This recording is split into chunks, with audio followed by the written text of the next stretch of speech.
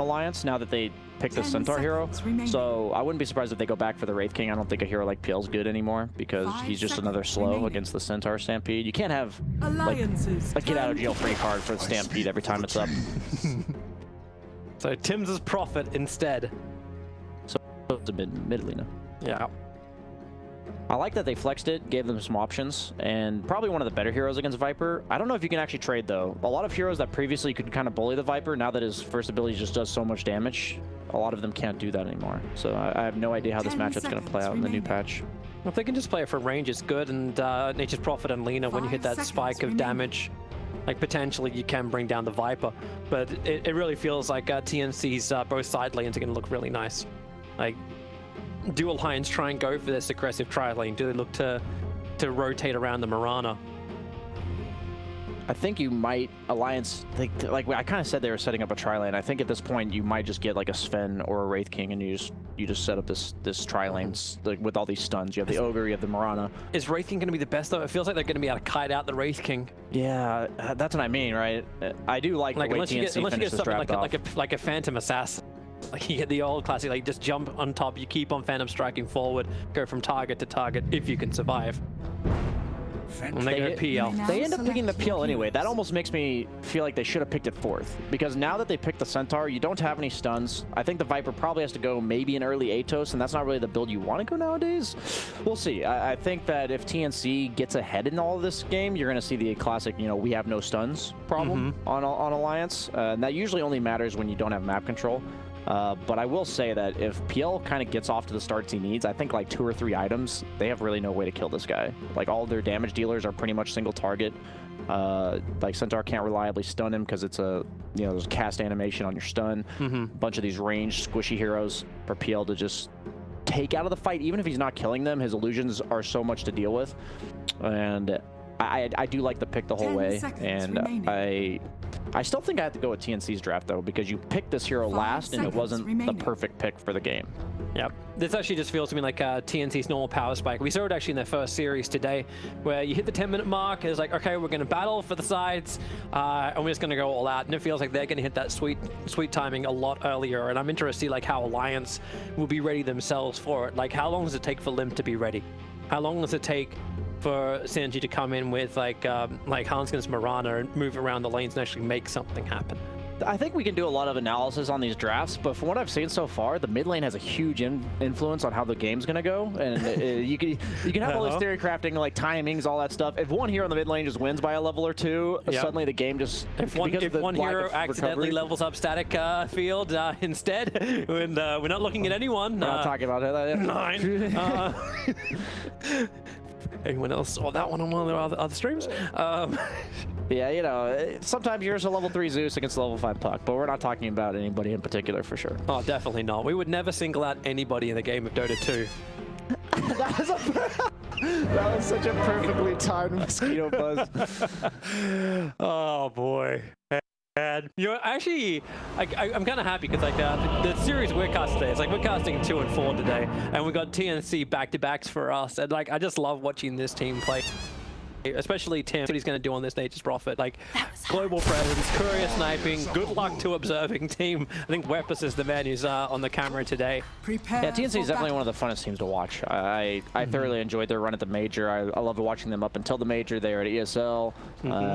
Just a very unique play style, and watching teams like that going into new patches always makes it more interesting. Yep. They do have kind of the boring, though, Venge Drow strat. You know, everyone knows that's really good. Boring? Oh, when I say boring, it's like, oh, here we go again. Up until this point, this is like the El Clasico. Sorry, it's Alliance versus Na'Vi again. Boring. Yeah. What I mean is, like, the first series of the day, if anyone noticed, all 6 games, either Venge or Drow was banned first round. Not always both, and it wasn't like, it didn't matter which one it was, but nobody gave away this combo. It's incredibly strong, and the main reason I think it's strong is not only is it the save for the Drow, but her marksmanship having that 400 range, giving her the extra bit of attack range makes it so she has now like 300 in range to attack you from that she's not within wrist range of you. It almost doubles her like radius that she can attack you from, that she's not removing her agi, and it just buffs up her damage so much. And I just actually think like the Frost Arrows in combination with multi-shot, like it's unbelievably good. Yeah. And I don't know how like Alliance are meant to also push high ground against this lineup of TNC. Yep, that's if they get ahead. Like it's just gonna come through an unbelievably strong PL. I think Alliance wins through like a 5-6 slotted PL. Like eventually PL is the strongest hero in this game. None of the heroes on TNC can actually build to deal with the PL. The Drow Axe is pretty bad nowadays just because it used to be like a farming mechanic for you, and it used to synergize more with your spells, but it doesn't have any synergy with your multi-shot. That was one kind of change about Drow I didn't like. It's like, why would you make an ability that her Axe now has no synergy with? On the other hand, you have OD, who his Axe is really good now, so it's kind of funny how that works. 33 copped a lot of damage, but he's able to get the bottom rune. So it's 3 runes to 1 for the first run. And I'm already seeing Maj trying to deal with him. Like he's lost so much life. He's got boots.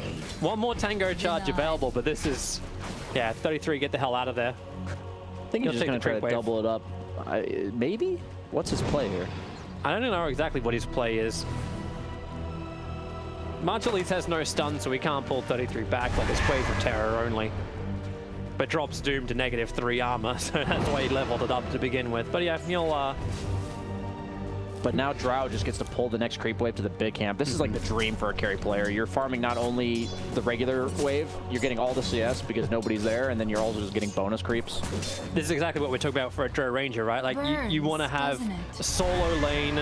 You do not want to be contested in any kind of tri-lane, and this, yeah, a perfect day for you.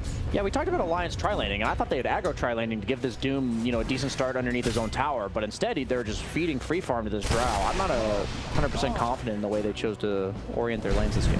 Yeah. And this just now allows Tims to do the harassment, and Tims has been doing this from the very start. From the bounty runes at the beginning, Fighter and Huntskin are just the ones that Tims is trying to bring down.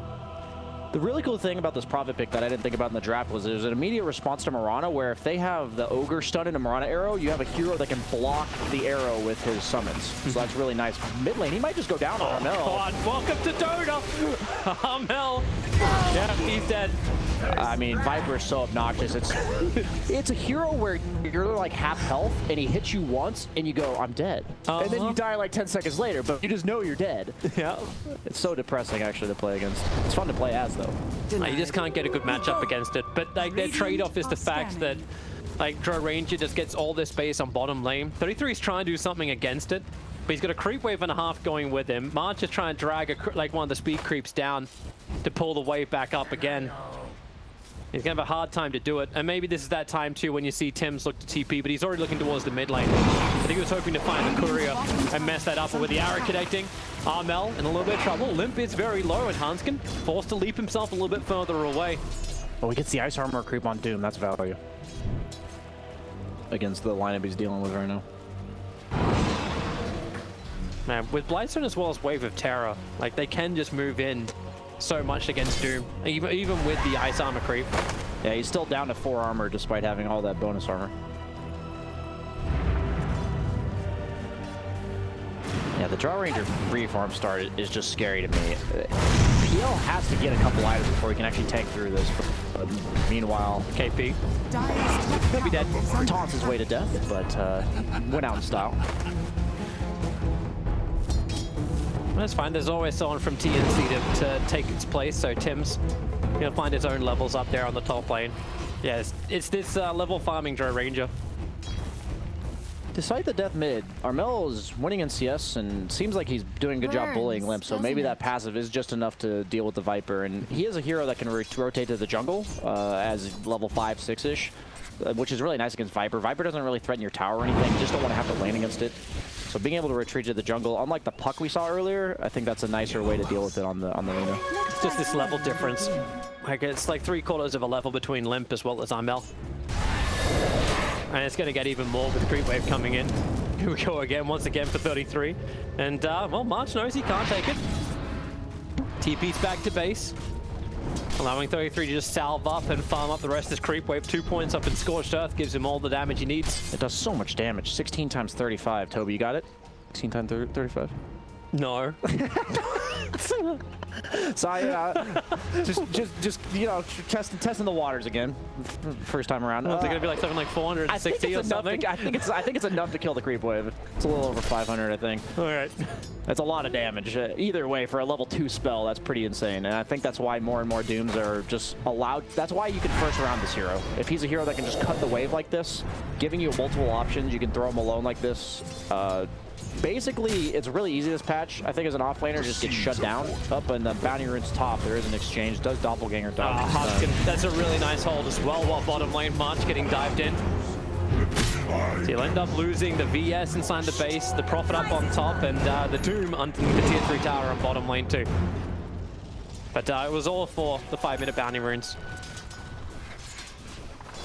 But Hanskin knew someone was going to try and TP out of this, so he just held the arrow. Didn't start it off on the rune battle. Prophet's actually TPing towards the mid lane, so hi Hanskin. I don't know, he's pinging it, so I think they know he warded there. Yeah. That was Fada pinging it. What?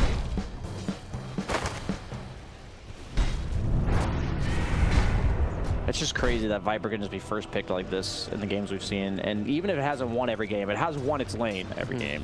But you were saying like the trade-off, right? Like the trade-off is it's a VS and a Drow Ranger. The Drow Ranger is about hit 7, building in after double Wraith bands as well as Tread's gonna have that long range. Maybe not the full pike, but at least you'll have the lance, and it's the slow. The 33 maybe doesn't care as much about.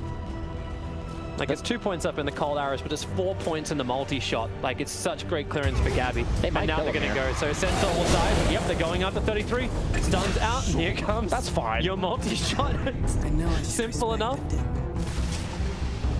That's with just double Wraith. He doesn't even have like full treads yet. Mid lane, arrow, leap forward. It's going to be a short time stun, but Armel, you know, try and get his own stun out, but you don't survive this. Him as a Viper, getting his early attacks in. Limp's just like, hey, you know, this hero, you let us have it. This was your choice. I don't know why you'd be willing to and want to play against Viper, man. Maybe this is the tournament where people, we talked about this a bit behind the stage, where people are going to try to beat what they're scared of, you know, instead of banning out the Viper, knowing it's an Alliance signature already in the first series. They want to figure out a way to beat it rather than just ban it out in a tournament like this, because the major's coming up right after. Radiant structures are fortified. Tested during the group stage. Fada, as well as Limp, forcing pressure in towards the mid. Tims, I think he's looking for his own battle. Drow Ranger's not ready just yet to come and join the fights. In fact, while she's still being left alone on the bottom, this is exactly what you want, but the TPs are coming in. Hanskin, another great arrow right on top of Tims. March and Armel together. Fada's deep underneath the tower. We get hit by the magic missile and the Lion Strike Array, but Limp's already got himself a double kill, killing off March, but don't worry, there's more March where that came from. The illusion is up, looking for his target. Limp, low on life. Laguna Blade is available, but that's also a level 7 Viper who's back underneath his own tier 1 tower. Should Drought give this arcane range? Should Armel stay this far up? Hanskin's waiting for him. The leap forward, it's just going to be Ogre stun into arrow, only a 2-second stun, but Armel, nice to move back by Limp. He knew he was to walk back there. What? I just expected him to walk back there. Yeah. When you're like, oh, is he out of position? I'm like, what? I will zoom back to mid lane. Yeah. I was saying that if the Drow was going to give the arcane ring to the Lina, I think he needs it. The armor. I think it was the plan. Like, he moved towards the mid lane for it. Yeah, certain neutral items are just so good on some of the heroes. So the first rotation from Gabby to just waste, it was a creep wave, a full creep wave on the bottom lane for him. So not exactly what they want have happen. They're going to go again on Tim's Limp. Coming in from the side, all you need is a 5 blast and then they can go, or maybe they focus over on Centaur. KP does have Stampede available, but that's why they're still waiting this one out. Is he going to trigger it? No. Holds the stick charges, holds the Stampede, loses his courier as well. Has been killed. Drow is not a space creator. That's the problem I think I have with TNC start here. Yeah, He can arrow for Vision, got 1 attack here, but you're going to leap and attack? He's going to put himself now on the hill. Leaps. Okay, he's going to TP away. TP to mid lane. I've tried that on Slark before, where you just pounce over the cliff, you're like, ugh. Wait 8 seconds, try again. But the Drow's not in Space Crater, right? So even though she's having a really good start, if you look at the net worths, the Lina and the Centaur, they're struggling, man. And like I said, the Drow is not going to help them come back. Drow's a little bit better in the mid game nowadays, but if all the weight's on Drow's shoulders and they just manage to doom her and kill her once, I think the game really opens up for Alliance. You know, this item feels like a contradiction being put on Lina. Like, if we're really going to start adding in, like, Ocean Heart on a fire hero, like, it's... The lore, man. Yeah, like, just elementally, it doesn't make any sense to me. Because you get the water regeneration on a fire-based hero. Yeah, wouldn't it, like, put out the flames and make her regen less? Exactly. Yeah, I see what you're going with. Yeah. Just sense, please. 10-minute outposts. Yep, KP's going to have his own little fun. Tim wants to try and help out, try and kill off Farda, who begins his own TP, and will be successful. The bottom lane that goes to Alliance. Even trade. I'm wondering how much 2 TNC try and hold this bottom tower, because the arrows are flying forward. This one won't be able to connect from Hanskin. VS has the movement speed, and Doom underneath the tower just wants to keep on diving and munch. Juke as hard as you possibly can, man. Nope, hit by one Viper strike, and he is going to go down. Doom is one of the scariest heroes to have that, where he just turns on his scorched earth and runs at you. Meanwhile, top lane, they are applying a lot of pressure, but PL, unlike the support Venge, is much more survivable here, so he's going to at least slow down the push, even though they do get the tower. Well, Gabby's coming back down to the bottom lane. I don't know if he's really got anything intended to do here. As Armel stampeded away to safety. Gabby going to throw out the multi-shot, try and push back the bottom lane. A lot of damage into the Doombringer. But with Viper holding his hand, they're not going to be able to find this kill. The big highlight here is that both supports are managing to, the 5 positions are managing to get level 6, at least coming up. The tome removal only down to 1 now. Pretty big change coming out from the later patches, the sub patches. Oh, the jelly. The jelly's here. So he's automatically claimed his jelly tax, the guy who finds it gets it. Yep. And then he gave it to Lina. Okay. Didn't give it to anybody. It belongs to KP. Yeah, as Cap said in the back, he said, it is the rule of the jelly. If you find it, you get one charge. If he can hit the Light Strike array, PL. No doppelganger available. He could have actually started with that. In 1 second, he'll come off cooldown. The LSA is going to be off target. Good read there by Nico Baby. Didn't know he was going to throw it out. Look at him quickly salving up so he can run straight back into the fight. There's no Stampede available, so Phantom rush forward. Stay on the back of Armel. Liz coming in closer too will slow down KP. Support is nearby in Tims, and the TPing in the Dirt Ranger over towards the outpost, but KP's already dead. Dirt Ranger has completed his TP through the Moonlight Shadow. Farda stunned up under the Sentry Ward, and now your multi-shot goes to work. So your 1-for-1 trade-off, and Farda actually currently worth more than KP.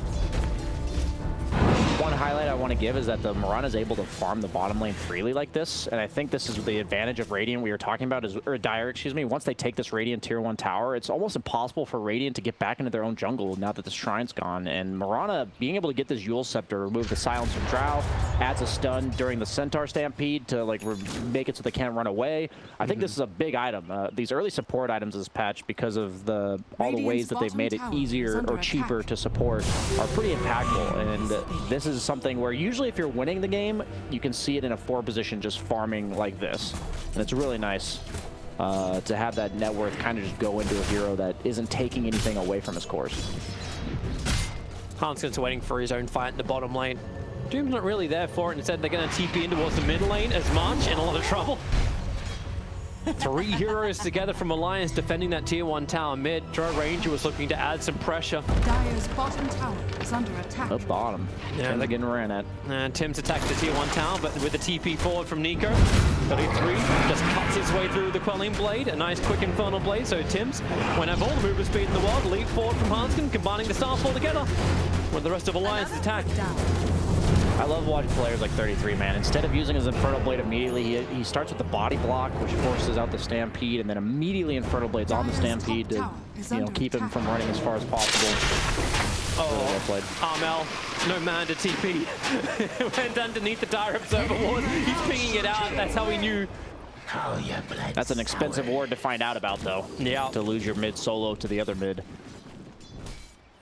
I've had support Vipers in my games that are like solo killing the enemy mid at 15 minutes, and I'm like, this is not okay. You know, the heroes innately just does so much damage in the mid game, early game especially. Because he used to have like a lot of percentage-based spells, and now they're all just flat damage. So in the early game, it just seems a little bit too much. Potentially broken. No, March looks for the swap, gets it on the arrow. Gabby wants to try and find this one. He's got that multi-shot available. It's a lot of damage, but not enough. As Hanskin, the 200 HP gets back, and they're looking for another arrow. It's still on cooldown for the moment after Fata stun. They really want to hold this tier 1 tower in mid alliance, showing priority to it.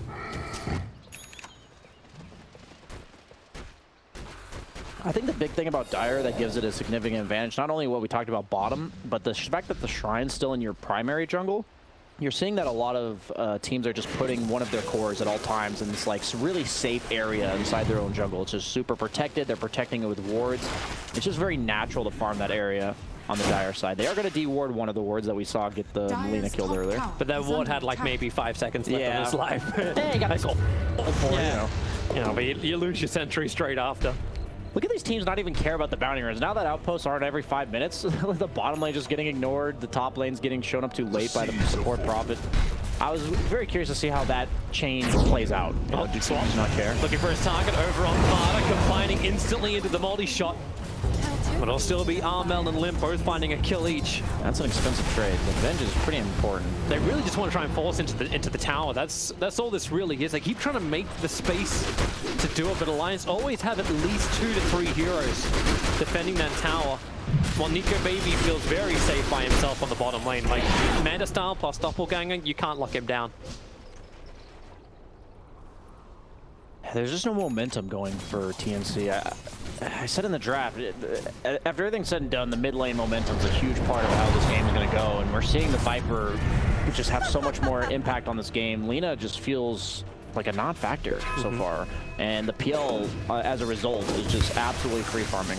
Already up to the Manta, which means he's really hard to bring down, and then the Diffusal Blade's going to allow him to participate in fights. In a game where you're not pressured, it's really nice to go this luxury farming item that just makes you harder to kill, and then eventually that's going to accelerate your farm into the Diffusal. So he's thinking, I don't really want to fight yet, and I can go Manta Diffusal, which will be faster than if I go Diffusal Manta. I swear, Dro, like Gabby is getting none of the items he wants. They're starting the initiation on mid, but 33 is ready for it. Coming forward, he's got through the Valve, arrow flies forward, won't hit anyone. That's just the threads. The 4 heroes of TNC with the wrath of nature, everything kicking in. But Meow joins the fight. Stampede, they look at it disengage, but TNC, they're the ones who start this fight. Now the Doom is out over on KP under the tier 1 tower. Slowed up, trying to retreat. Once again with the multi-shot, but it's not doing enough damage. Alliance are diving to the tier 2 tower almost. KP will end up falling down. The Doom tick from 33 finds that kill.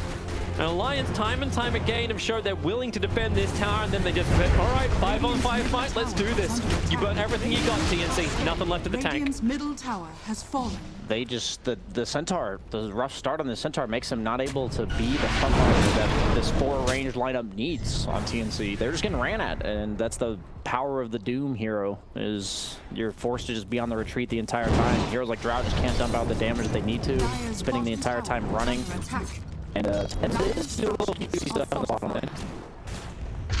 We do see the replay here, and you're just gonna watch the Doom runs in. Like, that's just his job. Like, is he really doing much? It doesn't look like he is, but the thing is that just by forcing so much attention on himself, look at all the damage that Radiant is taking during his time. Centaur just gets Yuled up by the Mirana, really good item pickup we talked about, and then just doomed, and now they're spending the entire time running, and you can't do any damage. It's like it's also the perfect item drops for Alliance. Like, you get a Dragon Scale over on a Doombringer, so yeah, you run in with this. Meanwhile, Drow Ranger, all the drops that have come, she had to give to everyone else. The Dragon Scales over on the Centaur. 2 items on the Lina, the Ocean Heart as well as the Nether Shore. Like, they didn't want any of this.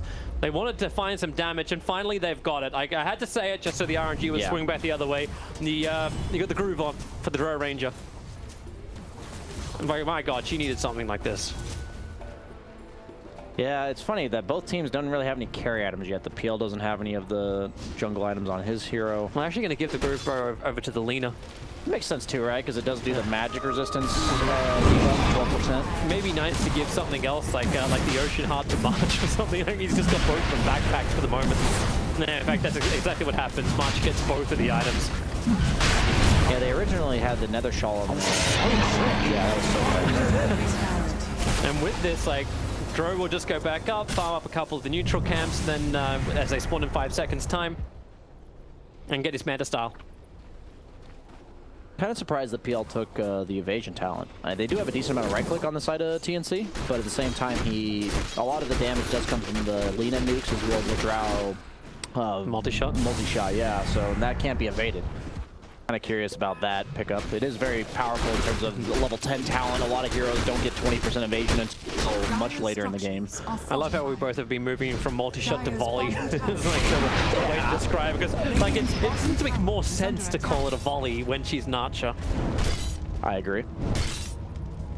You really keep the lore intact. I like that. You know, the storyline behind the abilities. But you've already got like, actually, well, how many volleys are there in Dota? Like you got the tree volley from Tiny. Okay. But I think there's another volley as well, right? Yeah. I mean, Snapfire's ult's kind of a volley. Snapfire's ult is a piece of How do you really feel is the question there? It's, yeah. I hold back what I really feel when I think of Snapfire. Hero can burn at his own ulti. Okay, so the 20-minute outposts do come out. Both teams get their own. The bounty runes look like they're split. This is what I kind of feared when they changed the shrines and the way they worked, is that it would just be much easier for one team to kind of just control half the map, and it's going to naturally result in Dire going bottom and Radiant going top. So it felt like beforehand in the patch, if you were behind it all, it was almost impossible to get either of the outposts. You just kept losing the outposts, and then the snowball advantage was much more. So as I'm seeing so far this tournament with the new patches, the 7.23E, the snowball effect doesn't seem as bad, but the map control aspect, you're not losing the outposts at least, but they are still slowly but surely gaining an advantage on Alliance with the they do have. I'm wondering about this with Alliance with like a heart style build. Over on Nico, you're already seeing Gabby prepare for it. It's like, we're going to completely high ground defend, Maelstrom into the Aghanim Scepter. Like, it's just how Joe just loves to build anyway. We're combining all that split shot with the multi-shot and like everything having like procs as well from the Maelstrom. I just think that the new act is like, it's just so desynergistic with your build that like the matchup used to be okay for Drow. Oh, the bottom lane. Yeah, you'll set it into arrow, Wait, but what? perfect movement. That was behind him, wasn't it? Yeah, I think he would have normally landed on it, but since the tree was there, like it ate the arrow before. That was weird. Yeah, can we just see that in slow motion again? We've got time. Like everyone's gonna go back to farming, so we've got the time to see the motion. Oh, we could watch some creeps die. Oh yes! It's not an alchemist game. Wait, can you multicast? You can't multicast shovel, right? You should not be able to. I hope you could. That'd be cool. That's not cool. That's imbalance. Here we go. So we can watch this in slow motion now. So he brings the tree up from behind himself. Coming in, arrow. I think he would have landed on that. I think he would have landed on that. Yeah, it looked like he would have, but the tree was just close enough that it actually took the arrow hit before the fall was completed. You'd say, like, you know, Bible Thump, like, you know, best tree support or whatever, but that was him as an owner killing his tree. So that's almost, you know, animal abuse or whatever you want to call it. It's, no, yeah, I'm not going to use that analogy. It's first day, man. You know. Let's, first day, let's ease into the humor. I'll wait at least 2 days before I get fired. The Marauder is so far in this game, man. She's actually now ahead of the Centaur. That's a really bad sign for the TNC squad here. Yeah, especially when it's KP on the Centaur. Like I was talking to you about this before we started the game. Like I always love how when KP actually has an influence, like he jumps in with a Centaur and he's able to find hits. He's able to do more. Like you see the way he's building. He's like, I need to get an Aghanim Scepter. I just need a way to ensure my team disengages. That's a nice long arrow, but it won't matter when 3 heroes from TNC come over to claim this outpost. Yeah, So he's just being a nuisance. it's kind of like one of the rare things that you'll get to see is a Radiant team 23 minutes in actually claiming that bottom lane outpost, and then they get the gust over on Mirana, so silenced up, they need an extra stun, March will be there, swaps him back in, able to connect, and then they chain stun out. And this is when you really feel the presence. KP feels strong, he can be the front liner, March has got to sit behind Gabby, and they made the most of this power spike like TNC wanted to. They did kind of want to do this like 5-7 minutes ago, but they'll do it now. Both bottom lane towers taken out of Alliance. It's a really good use of the first Aegis. I think that when they were behind, that Aegis was kind of just meant to buy time for them to get the items like the Ag Scepter and Maelstrom they needed, as you said. But He's already finished Axe 2, 24 minutes in. That's big. My only complaint is it doesn't one-shot creeps anymore with your ult. So it used to be really good with the Axe because your splinter shots would also one-shot the creeps if it procced. But now, I guess you kind of just have your multi-shot to farm anyway. So they're just saying that our only way to deal with PL as the game goes on is this multi-shot. Or is the Ag Scepter. Doesn't the multi-shot as well proc on the Ags? Because they all count as individual attacks. I know that Maelstrom and stuff does not proc. Yeah, you don't get orbs. You don't get orbs on the attacks, but they all count as individual attacks, which means you should actually then have the Aghanims proc on these individual attacks. I genuinely don't know. I'm not gonna act like I know, unlike some other people, you know. Hey, this is one of those things that I think I remember having a debate, and I can't remember the answer that I found. All I remember is like there was no orb procs. Yeah, I know that the Deso and... But does the Ags actually count as an orb? Yeah. You know, Dota, pretty consistent mechanics all around, so I'm sure it's predictable. Where's the old composite damage? You can bring that one back. Yeah. I always remember trying to explain, like, so Martian Machines does damage to who in what scenarios? Yeah, you know, you just gotta know whether or not each ability does damage to BKB, to Ancients, to regular creeps, you know, you just gotta know. That's all it is. Tier 3 item the Drone Ranger definitely does not want to have. Oh, the repair kit. The repair kit. That might come into handy later, though, for the team, but yeah, the repair kit, not the item as a carry that you're dreaming of at the 25-minute mark. Spider Legs, on the other hand, go to Armel. That's a nice item. I wonder who that's going to go to. They do give that to Gabby. That's actually a huge item for Gabby. Because now during the Centaur Stampede, he basically has the Centaur Ags. And it allows him to maneuver much better in these fights. He can even position near cliffs so that he's not nearly as vulnerable to getting ran at by the Alliance squad. Yeah, maybe time to drop that Ring of Basilius and put the Javelin in with the Maelstrom. Yeah. He's got a couple of items to sell and get back on the field. The tier 2 tower will be taken out by Alliance, but we're ready for a top lane fight. Nico TP's over towards the shrine. They charge forward. They got a Your Scepter. They got the one they wanted. March's TP also cancelled. So with the Stampede, Gabby tries to move forward. He needs to outrun this. He does not have a TP scroll into the spiders, moving over the tree lines, but you can just keep with him. You can have your own split fight at the moment. So Gabby will finally end up getting brought down while 33 battling against everybody else. And March, finally he will also fall. The 2 TP cancels allow Limp to get beyond godlike. He is 11-0-5 on this Viper. It was good that they were able to later pick this Viper in the draft and give it an ideal pick, you know? They had no chance to counter her whatsoever on the TNC side. All right, come on, Armel. Go for some level of play. He's really worried about who was behind him. They still don't have that Ags over on the Centaur, so now Your Scepter up. Light Striker Ray follow-up into Father. It's a lot of early damage. The Ghost Scepter actually amplifying it. But mean there's no physical attack to follow through. I really like that Ghost Scepter pickup on the Ogre. When you're playing against these Drow lineups, you honestly just die to the Drow multi-shot. You kind of just die to that full to zero on almost every support. And the Ghost Scepter is the best way to itemize against it. And you've got a Mindbreaker on Lena. That's nice. The magic damage is really nice on a lot of these heroes that attack really fast. Silence, not as much. You already have a stun. Radiant's top tower is under attack. The silence got nerfed really hard, but I think the 2-second silence can still be pretty game-breaking against some heroes, like the Ember Spirits of the world, but they don't really have like these elusive spellcasters on Alliance. Catch Doom with his BKB off or something like that. But you have BKBs on Doom as well as Viper. Like, they really don't care. And Phantom Lancer can break free. So yeah, it's not as great against the 3 cores of Alliance. He is going for the Abyssal Blade on PL, an item that you never really used to pick up, but is super good now, obviously with the 600 cast range blink that it gives you for free. This helps you close the gap even better, and you can reliably lock onto targets. Radiant's top tower. I love how the repair kit looks like they've just put up some scaffolding on top of a tower. It does look really cool. Yeah, it just looks like we've got like the building mods coming in just a bit, everyone. So new barracks under construction. Yeah. You can, maybe that's the next part of Dota 2. Like, you can rebuild your barracks for a specific cost. I like where your head's at. Yeah.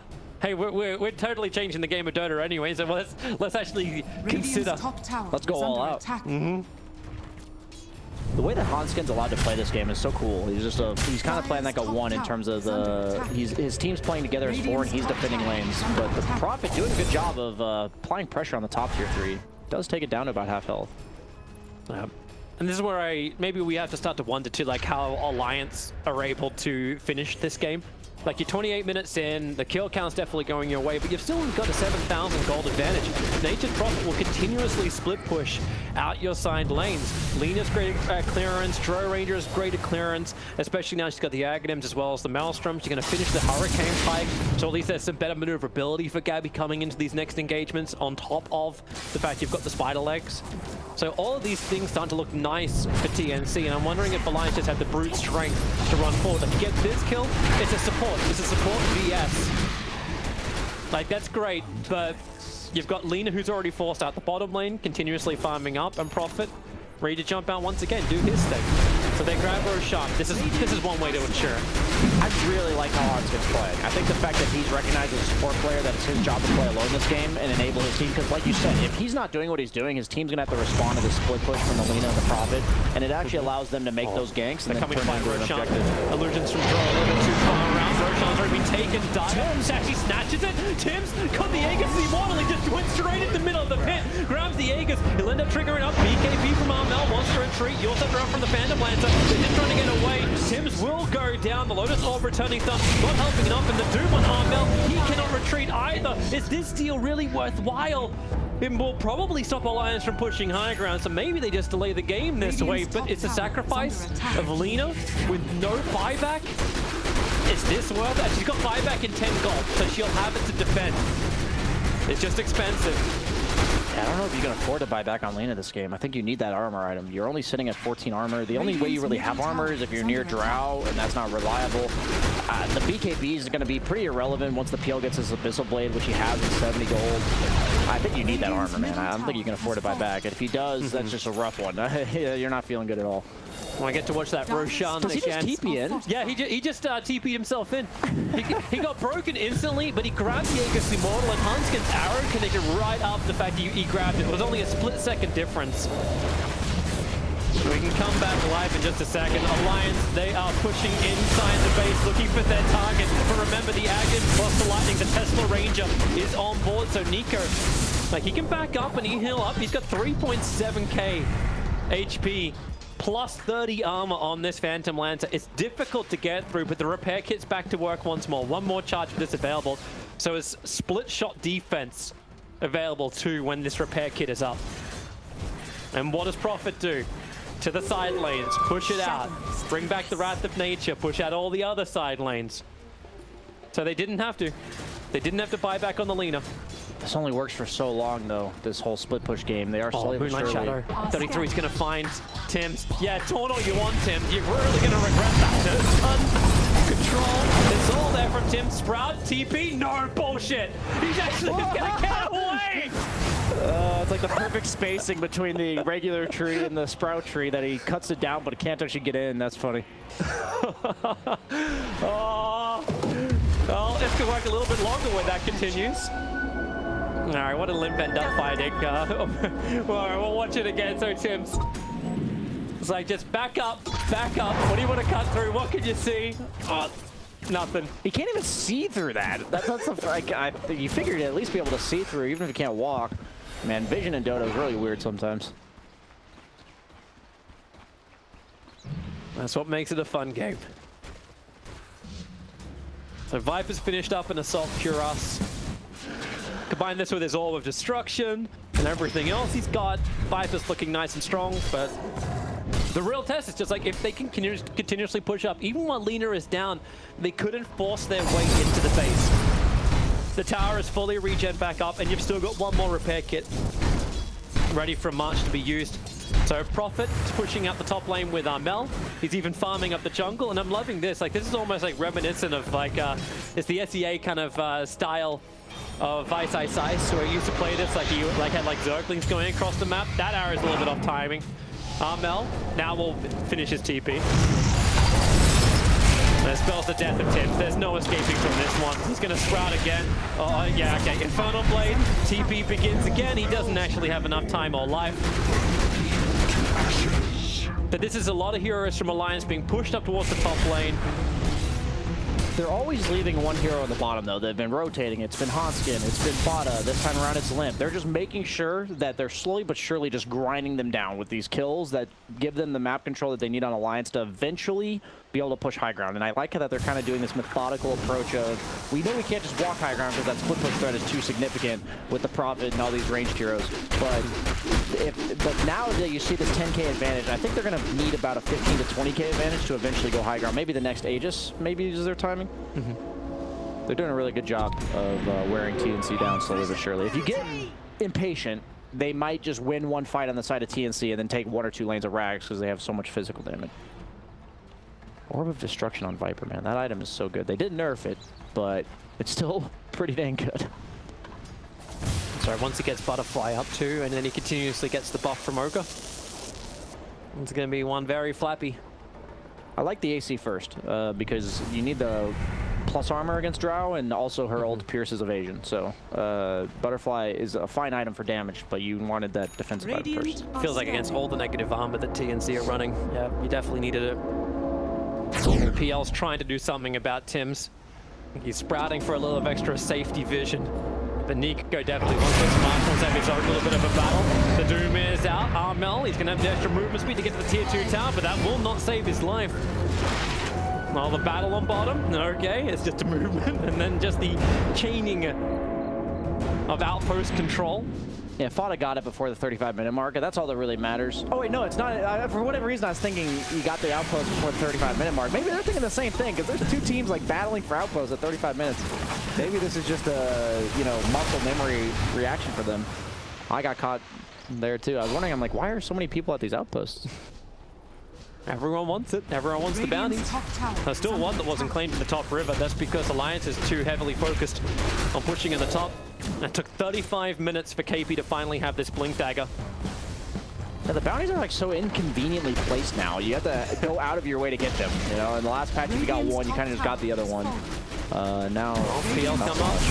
Gabby ready for the defense. It's 3 seconds to launch just available. That's a pretty deep dive in. Centaur stun swapped out to safety, and Lonesville can't protect him as well.